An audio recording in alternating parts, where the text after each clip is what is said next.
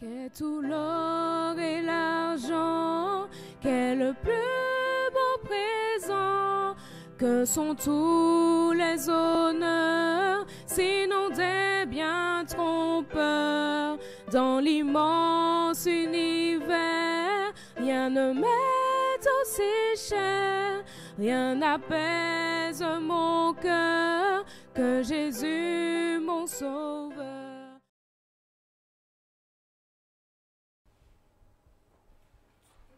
Jean 4, 13 à 15, Jésus va à la rencontre d'une dame, d'une femme, auprès d'un puits. Et je vous propose de commencer par les premiers versets, à partir du verset 4, l'histoire d'une rencontre. Jean 4, ouvrons nos Bibles dans les livres de Jean 4, à partir du verset 4 jusqu'au verset 26. Jean 4, versets 4 à 26. Comme il fallait qu'il passât par la Samarie, il arrivait dans une ville de Samarie nommée Sychar, près du champ que Jacob avait donné à Joseph, son fils. Là se trouvait le puits de Jacob. Jésus, fatigué du voyage, était assis au bord du puits. C'était environ la 6e heure. Une femme de Samarie vint puiser de l'eau. Jésus lui dit, « Donne-moi à boire. » Car ses disciples étaient allés à la ville pour acheter des vivres. La femme samaritaine lui dit, « Comment toi qui es juif, me demandes-tu à boire, à moi qui suis une femme samaritaine? » Les Juifs, en effet, n'ont pas de relation avec les Samaritains.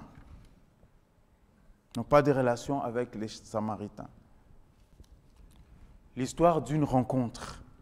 Jésus, étant juif, culturellement, savait que cette rencontre ne pouvait pas se faire. Les dialogues ne pouvaient pas avoir lieu entre les Juifs et les Samaritains. Jésus va briser la glace. Jésus va aller plus loin. Il va casser les codes de la société. Il va casser les codes de sa culture ambiante. Jésus va discuter avec la femme samaritaine. Il va avoir un dialogue avec celle qui est censée être une forme d'ennemi. Jésus va discuter avec la dame. Il ne va pas clairement s'identifier. Il va prendre le temps de dialoguer avec la dame, comprendre cette femme samaritaine.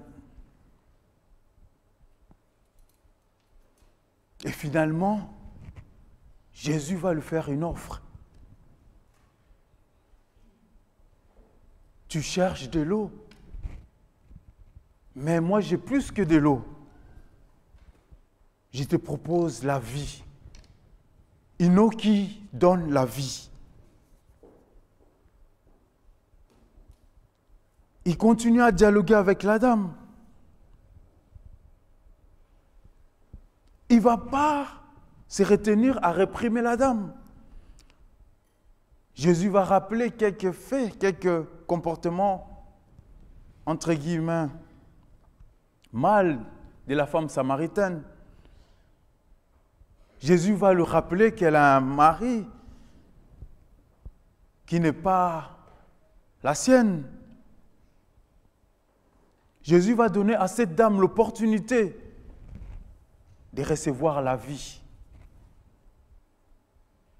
La méthode de Jésus-Christ. Jésus n'avait pas peur d'aller vers les autres. Jésus allait au-delà de nos cultures. Jésus fréquentait les autres. Sommes-nous prêts à aller au-delà de nos cultures? Sommes-nous prêts à accepter la culture des autres? Ou sommes-nous tellement accrochés à notre culture que cette culture prend le devant sur la parole de Dieu.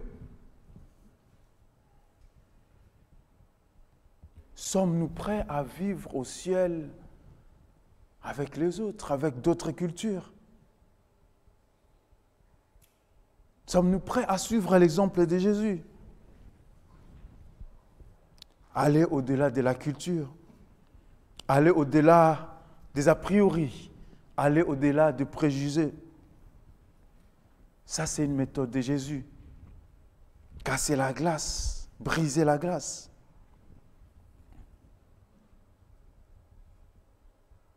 Jésus finira par s'identifier à la dame.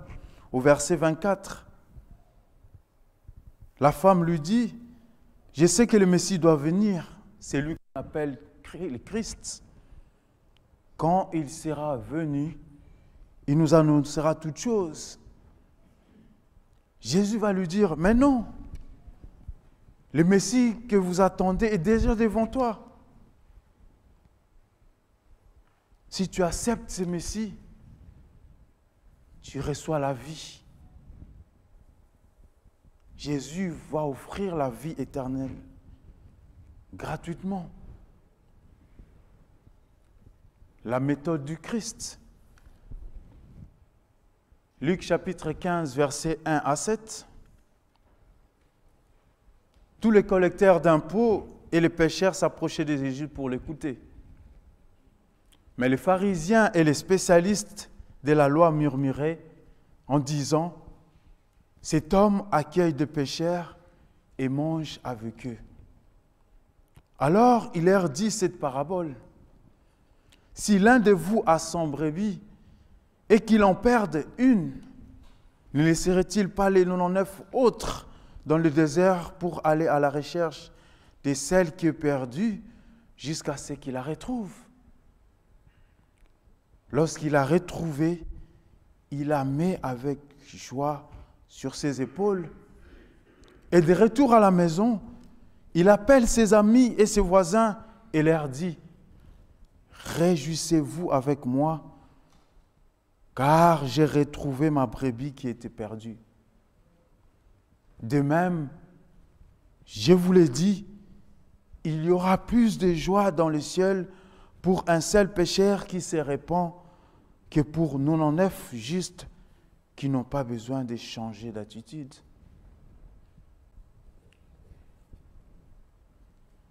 La méthode du Christ.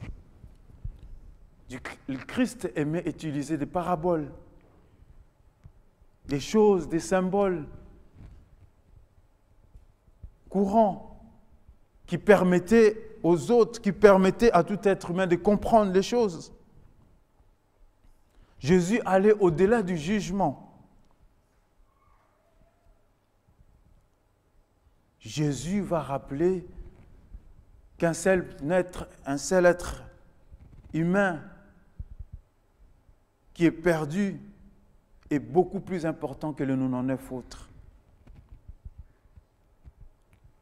Jésus va rappeler l'importance de prendre soin les uns des autres. L'importance de ne point laisser les autres perdus au bord de la route. L'importance de vivre avec les autres, de vivre avec ceux qui sont perdus.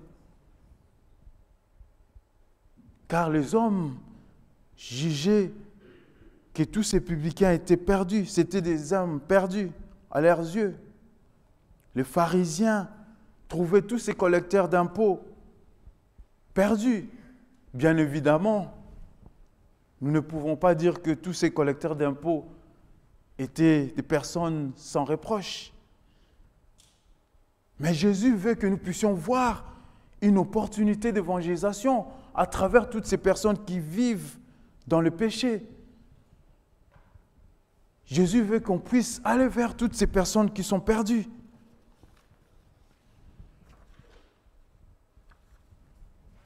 Jésus veut qu'on puisse rester actif, aller vers les pécheurs, évangéliser. Jésus Il veut que nous puissions vivre avec tous, y compris les pécheurs. La méthode du Christ pouvait déconcerter plus d'un. La méthode du Christ pouvait interroger. La méthode du Christ allait au-delà de nos cultures. Jean chapitre 8, versets 1 à 11. Jésus s'est rendu à la montagne des Oliviers.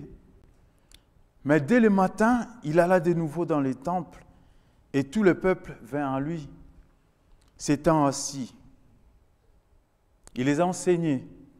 Alors les scribes et les pharisiens amenèrent une femme surprise en adultère et la plaça au milieu du peuple. Ils dirent à Jésus, « Maître, cette femme a été surprise en flagrant délit d'adultère. Moïse, dans la loi, nous a ordonné de lapider de telles femmes. Toi donc, que dis-tu » Il disait cela pour le prouver, afin de pouvoir l'accuser. Mais Jésus, s'étant baissé, écrivait avec les doigts sur la terre. Comme il continuait à l'interroger, il s'éleva et leur dit, « Que celui de vous qui est sans péché jette le premier la pierre contre elle. » Jésus va défier les hommes. Jésus doit faire face, une fois de plus, à une question culturelle, à des habitudes, à des coutumes, à des écrits. On lui amène une femme adultère qui, selon la loi, selon la culture, selon les coutumes, devait mourir, devait subir la lapidation. Et Jésus va utiliser la méthode de la remise en question. Jésus va bousculer tous ces hommes remplis de certitudes. Oui, ces hommes étaient remplis de certitudes, puisqu'ils ont toujours agi comme ça, selon la loi de Moïse.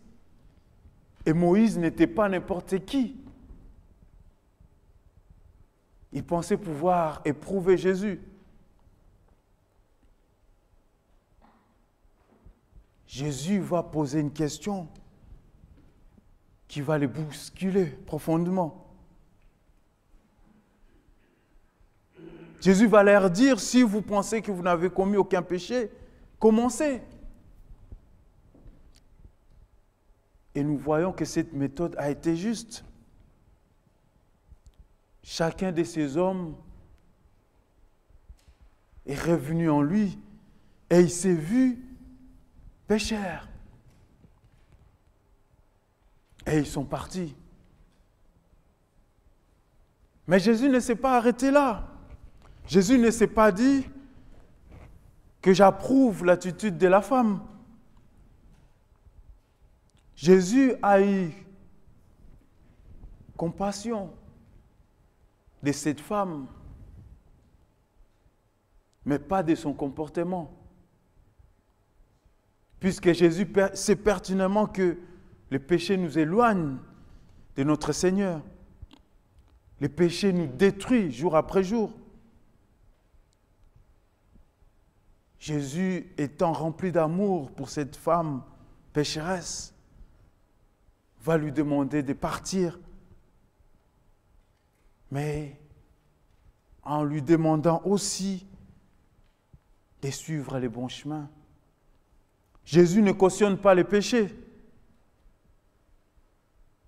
Jésus va demander à cette dame de chercher la vie, de suivre les bons chemins. Jésus bouscule nos certitudes. Parfois, nous venons à l'église en pensant que nous sommes sauvés, que ceux qui sont à l'extérieur sont complètement perdus et que nous devons agir fermement, sans amour, car nous avons la bonne parole, puisque tous ces gens, Tous ces hommes étaient confiants dans leur comportement, puisqu'ils avaient la parole de Moïse. Jésus bouscule nos certitudes. Jésus nous remet en question. Jean chapitre 11, versets 32 à 35. Lorsque Marie fut arrivée là où était Jésus et qu'elle le vit, elle tomba à ses pieds et lui dit, « Seigneur, si tu eusses été ici, mon frère ne serait pas mort. » Jésus la voyant pleurer, elle et les Juifs qui étaient venus avec elle, frémit en son esprit et fut tout ému. Et il dit, « Où l'avez-vous mis ?» Seigneur, lui répondit-il, « Viens et vois. » Jésus pleura. Jésus manifeste sa compassion avec celles et ceux qui souffrent. Jésus ne veut pas qu'on puisse cacher nos sentiments. Jésus veut qu'on soit près de ceux qui souffrent, ceux qui sont éprouvés, ceux qui sont malades, ceux qui souffrent, ceux qui font l'objet de l'injustice. Jésus veut que nous puissions avoir compassion. Avant même de juger l'attitude de ces personnes-là, Jésus veut que nous soyons remplis de compassion. Car la compassion est une grande marque d'amour. Se réjouir avec ceux qui se réjouissent, pleurer avec ceux qui pleurent, est une grande méthode que Jésus nous a léguée. Souffrir avec ceux qui souffrent est capital pour les disciples de Christ que nous sommes. Quelle est notre attitude face à la souffrance et la détresse des autres? Jugeons-nous d'abord l'attitude de ces personnes ou manifestons-nous d'abord de la compassion à l'égard de ces personnes-là? Jésus compatit à nos souffrances et veut que nous puissions aussi compatir aux souffrances des autres. La méthode du Christ. Jean chapitre 6, versets 1 à 16. Après cela, Jésus s'en allant de l'autre côté de la mer de Galilée, des Tibériades, une grande foule le suivait parce qu'elle voyait les miracles qu'il opérait sur les malades. Jésus monta sur la montagne et là, il s'assit avec les disciples. Or, la Pâque était proche, la fête des Juifs. Ayant levé les yeux et voyant une grande foule venant à lui, Jésus dit à Philippe, « Où achèterons-nous des pains pour que ces gens aient à manger ?» Il disait cela pour le prouver, car il savait ce qu'il allait faire. Philippe lui répondit, « Les pains qu'on aurait pour 200 deniers ne suffiraient pas pour que chacun en reçût un peu. » Un des disciples, André, frère de Simon-Pierre, lui dit, « Il y a ici un jeune garçon qui a 5 pains d'orge et 2 poissons. Mais qu'est-ce que c'est là pour autant de gens ?» Jésus dit, « Faites-les asseoir. » Il y avait dans ces lieux beaucoup d'herbes. Ils s'assirent donc au nombre d'environ 5000 hommes. Jésus prit les pains, rendit grâce et les distribua à ceux qui étaient assis. Il leur donna de même des poissons autant qu'ils en voulurent. Lorsqu'ils furent rassasiés, il dit à ses disciples, « Ramassez les morceaux qui restent afin que rien ne se perde. Ils les ramassèrent donc et ils remplirent 12 paniers avec les morceaux qui restèrent des 5 pains d'orge après que tous eurent mangé. Ces gens, ayant vu le miracle que Jésus avait fait, disaient « Celui-ci est vraiment le prophète qui doit venir dans le monde. » Jésus, sachant qu'ils allaient venir l'enlever pour le faire roi, se retira de nouveau sur la montagne, lui seul. Quand le soir fut venu, ses disciples descendirent au bord de la mer. Prendre soin des autres. Jésus prenait soin de nous, pas spirituellement, mais physiquement. Avoir de la compassion pour les autres est une chose, mais aider ces gens-là, aider les autres matériellement, financièrement, est tout aussi important. Penser au bien-être des autres est une méthode que Christ nous conseille. Il est bien vrai que dans notre société actuelle, le moi a pris le dessus sur le nous. Penser d'abord à soi-même est devenu une priorité.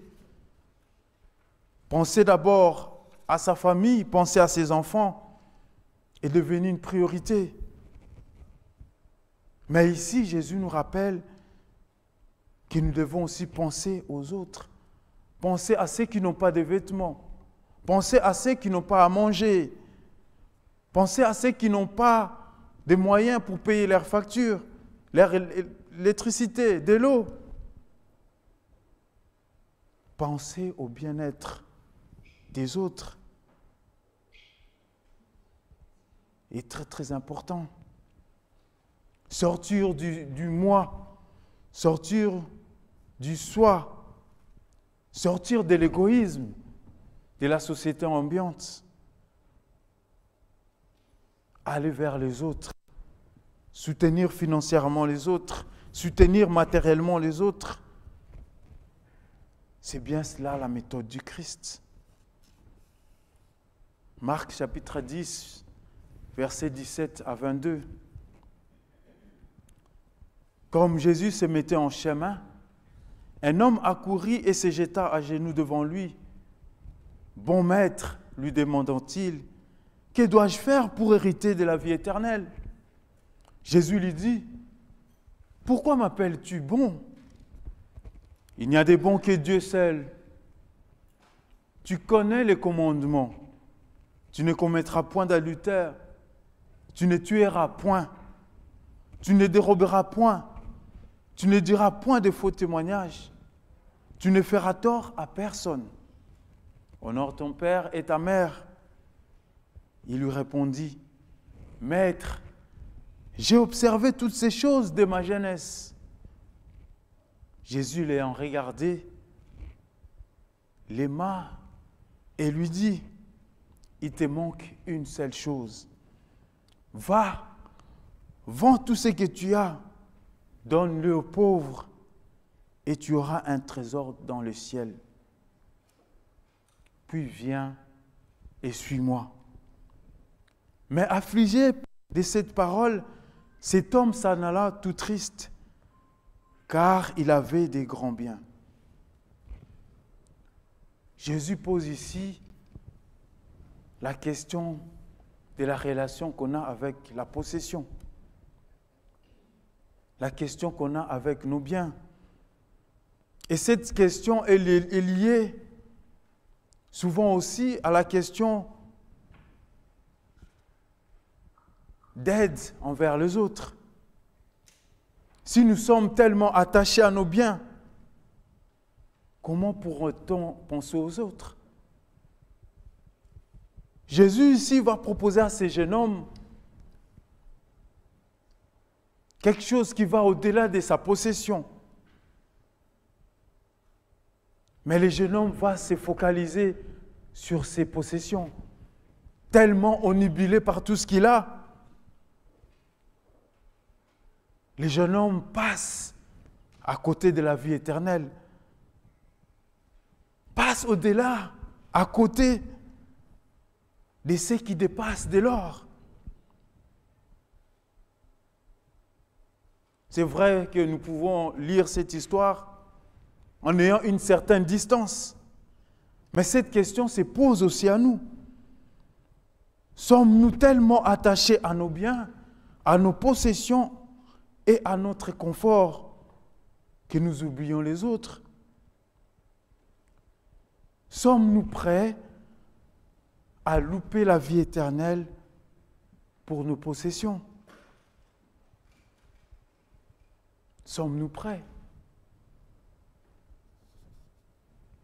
Cette question a l'air tellement facile puisque nous venons à l'église. Nous connaissons les commandements de Dieu. Mais concrètement, dans notre vie de tous les jours, est-ce que nos possessions n'ont pas pris plus de place qu'ils devraient l'être?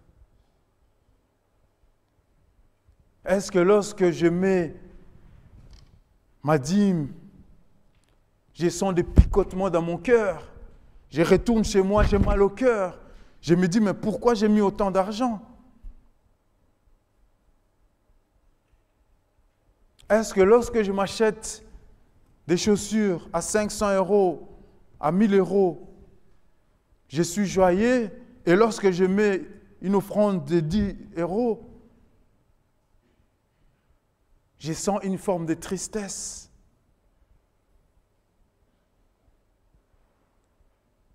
Suis-je comme ces jeunes hommes où j'ai décidé de garder mes possessions, ou j'ai choisi la vie éternelle? La crise du Covid a montré tellement cet aspect égoïste de l'être humain. Lorsqu'il y a eu les blackouts, on a expérimenté la course au caddie dans les magasins, dans les supermarchés. Des personnes qui ne pensaient pas aux autres, qui remplissaient leur caddie. Des papiers toilettes, des mouchoirs et de l'eau, sans penser aux autres. Dans certains magasins, dans certains supermarchés, on a assisté même à des bagarres pour l'achat de l'eau et de papier toilette. Ah oui, on peut se dire qu'on n'a pas fait, on n'a pas été jusqu'à ce point. On n'a pas été jusqu'à cet extrême. Mais est-ce que dans un autre domaine de notre vie, mes acquis, mes possessions n'ont pas pris le dessus sur ma relation avec Christ?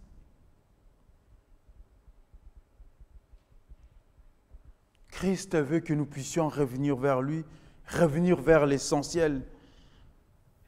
Christ nous propose de revenir vers l'essentiel, la pensée de l'éternité, de nous détacher de nos biens, de nous détacher de nos possessions,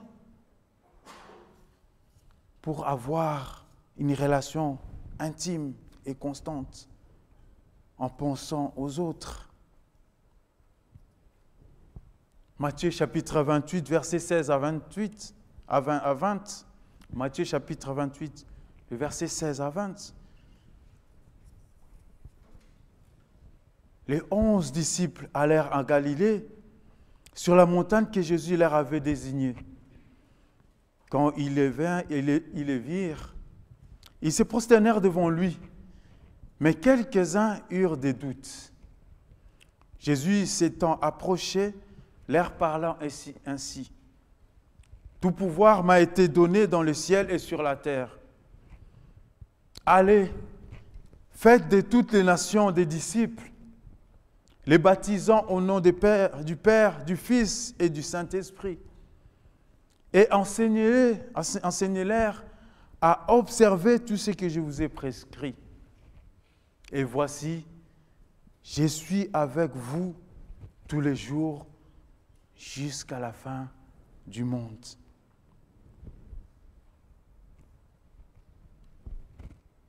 Jésus nous propose une feuille de route. Jésus nous donne une mission. Mais nous devons aussi comprendre cette mission. Comment comprendre l'évangélisation? Quel est l'objectif de l'évangélisation? Quelles sont les cibles de cette évangélisation? Il est vrai que Jésus nous envoie vers les autres. Jésus nous envoie à aller propager la nouvelle vers les autres. Mais il faudrait maintenant définir qui sont les autres. Qui sont les autres? Il est vrai que, de premier abord, les autres sont celles et ceux qui ne fréquentent pas l'Église. Les autres sont celles et ceux qui ne fréquentent pas l'Église. C'est une erreur. Je ne pense pas que Jésus se limite à ça. Les autres sont aussi celles et ceux qui fréquentent tous les samedis cette église, mais qui se cherchent, qui ne sont pas encore convertis. Les nations sont aussi au sein de notre église. Ces nations qui ne sont pas encore converties. Alors si nous focalisons notre évangélisation vers l'extérieur et pas vers l'intérieur, nous ramènerons les nations de l'extérieur et nos églises se videront. Puisque les nations constituées des hommes et des femmes qui sont au sein de notre église, qui se cherchent, qui se recherchent, seront négligées, ne seront pas enseignées et finiront par quitter l'Église. Quel serait le bilan de notre évangélisation? Nous devons nous remettre en question. Nous devons nous remettre en question. Il y a un nouveau phénomène qui dit que nous devrions créer nos églises de maison, aller vers l'extérieur, se focaliser vers l'extérieur et revenir quelques sabbats à l'église. De temps en temps à l'église. Et je me pose bien la question, lorsque vous organisez vos groupes, qui prêchera les nations qui ne sont pas converties encore au sein de nos églises? Qui prêchera? Celles et ceux qui viennent à l'église, mais qui sont négligés. Pensez aux nations qui ne connaissent pas Dieu de l'extérieur, qui sont à l'extérieur, qui sont perdues. Est une chose. Mais pensez aux nations qui sont dans l'intérieur, à l'intérieur de nos églises, est crucial. Nous avons tendance à penser à ceux qui tombent, ceux qui ont du mal à s'accrocher. Mais nous devons aussi penser à ceux qui sont debout. Ceux qui sont debout doivent se sentir soutenus. Les anciens doivent se sentir soutenus. C'est bien cela l'évangélisation que Dieu nous offre, que Jésus nous amène. Pensez à ceux qui tombent, ceux qui trébuchent, ceux qui se cherchent. Mais pensez aussi à soutenir ceux qui sont debout. Constituer des groupes n'est pas mal. Mais à long terme, vous constituez une forme d'idéologie. Et lorsque vous revenez dans l'église, ça posera des problèmes. Parce que vous avez développé l'entre-soi. Et l'entre-soi ne tolérera pas ce qui ne concorde pas ce qui n'est pas conforme à ce qu'on a développé ensemble. Jésus veut que nous puissions travailler ensemble. Jésus veut que nous puissions avancer ensemble. Jésus veut que nous puissions évangéliser ceux de l'extérieur, mais aussi continuer à l'intérieur. C'est très important. Nous devons comprendre cette notion d'évangélisation. Nous devons comprendre cette notion des nations. Les nations ne sont pas uniquement les païens. Les nations sont aussi ceux d'entre nous, sont aussi moi, sont aussi vous qui fréquentons cette église sans être convertis forcément. L'église doit aussi prendre cet aspect en compte. Et nous pouvons voir que cette idée a eu un impact très très important sur notre jeunesse. Parfois, nous nous posons des questions, pourquoi l'Église se vide de sa jeunesse? Cette jeunesse qui se cherche. Je serais bien curieux de voir les mains qui se lèveront, qui seront certains que leurs enfants de 9 ans, leurs petits-enfants sont complètement convertis. C'est un travail à faire. Mes enfants viennent à l'église parce qu'ils croient que ce que leur père vient faire est très important. Et je dois continuer ce travail. Si je pense que c'est un acquis, mes enfants quitteront l'église, car peut-être un jour ils ne trouveront pas l'importance ni l'utilité. Continuer l'évangélisation à l'intérieur d'une église est très important. Et souvent, je regarde notre génération. Je vois que quelques jeunes qui sont restés dans l'église. Et on doit se poser des questions. Pourquoi est-ce que ces jeunes, pourquoi est-ce que ces enfants qui sont nés dans l'église quittent l'église? On doit se remettre en question.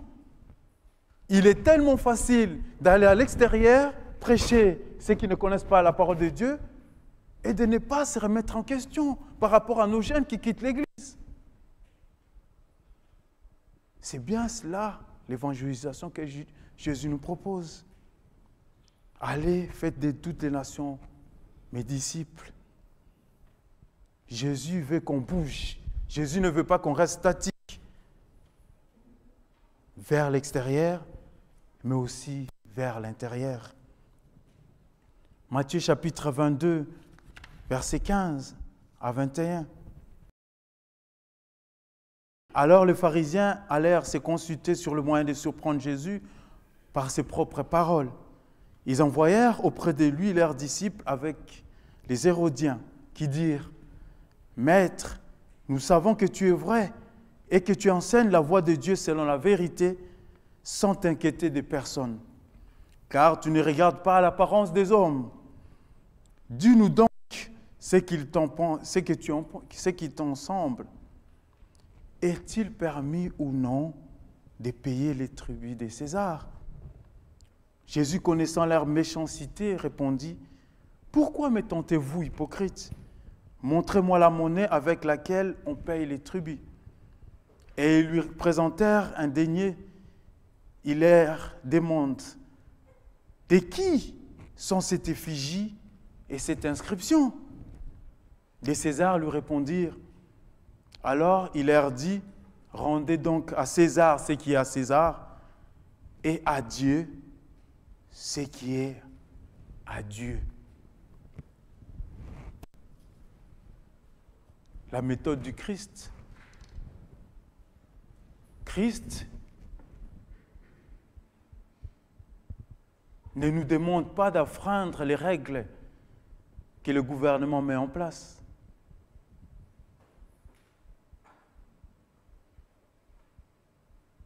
Christ nous demande de respecter les autorités. Le respect des autorités, c'est une grande question présentement. Je n'aime pas les masques. Est-ce que j'ai le droit, selon la parole de Dieu, de ne pas respecter ses autorités?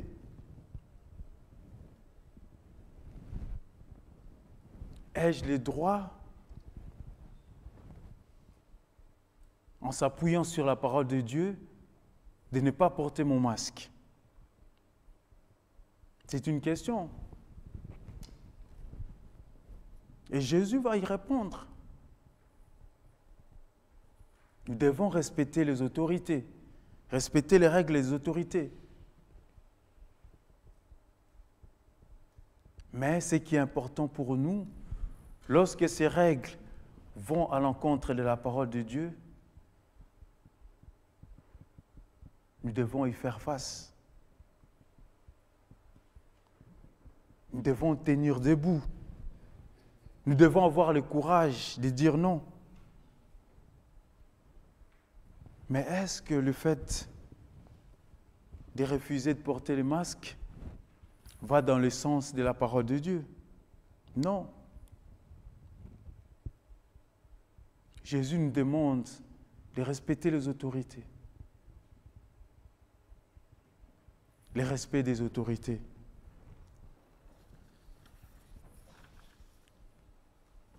Nous devons obéir à Dieu, mais respecter aussi les autorités lorsque leurs règlements sont conformes à la parole de Dieu. Le respect des autorités. Matthieu chapitre 24, versets 1 à 10. Comme Jésus s'en allait au sortir du temple, ses disciples s'approchèrent pour lui en faire remarquer les constructions. Mais il leur dit, « Voyez-vous tout cela? Je vous le dis en vérité, il ne restera pas ici pierre sur pierre qui ne soit renversée. » Il s'assit sur la montagne des Oliviers. Et les disciples vinrent en particulier lui faire cette remarque, cette question. « Dis-nous, quand cela arrivera-t-il?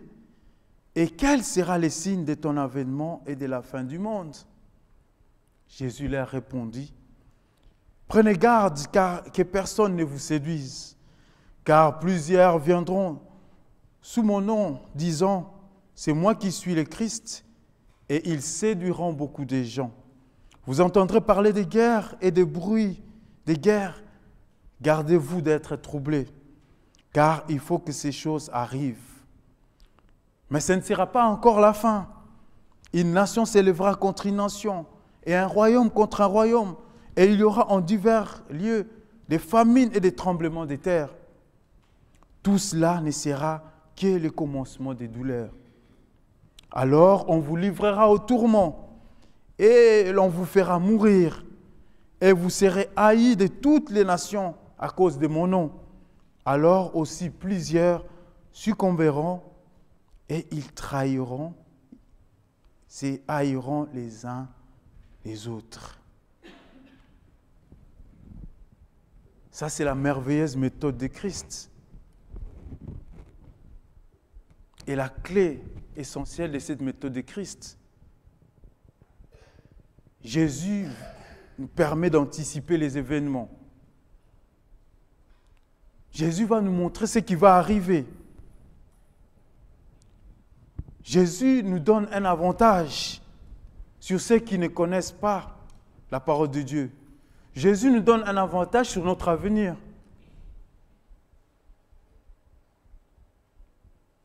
Jésus nous prévient qu'on devra faire face à des épreuves, on devra faire face à plusieurs difficultés. Ceux qui étudient la prophétie ne peuvent nier l'existence du Covid. Ceux qui étudient la prophétie ne peuvent pas nier l'existence du Covid. Tout ce que nous voyons présentement ont été annoncés. Tout ce que nous voyons comme maladie, au-delà des positionnements de chacun par rapport au vaccin, au-delà du fait que cette Covid soit fabriquée par l'être humain ou pas, en tant qu'Église qui croit à la prophétie, nous ne pourrions pas nier l'existence de la Covid. Nier l'existence de la Covid est un manque criant de discernement. Nier l'existence de toutes ces maladies est une erreur. Puisque justement Jésus nous a annoncé tout cela. Jésus a anticipé ces événements. Et c'est à nous d'avoir les discernements nécessaires. Nous ne pourrions pas dire tout simplement que ça n'existe pas. Non.